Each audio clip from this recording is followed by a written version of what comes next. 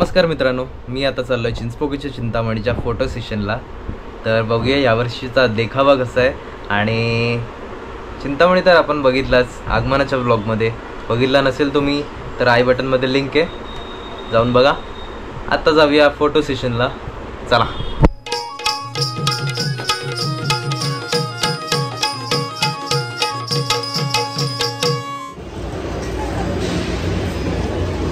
मुखदर्शनाच्या लाईनची तयारी झाली आहे।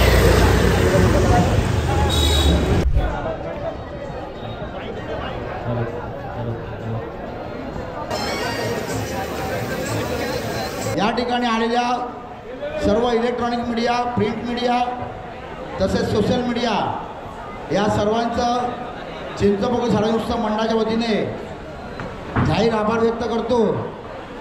सर्वांना दर्शन तर झालेलं आहे, परंतु या चिंतामणी ज्या मंडपात विराजमान होतो त्या मंडपातील दर्शन आता थोड्याच अवधीत सर्व चिंतामणी भक्तांना पाहावयास मिळणार आहे।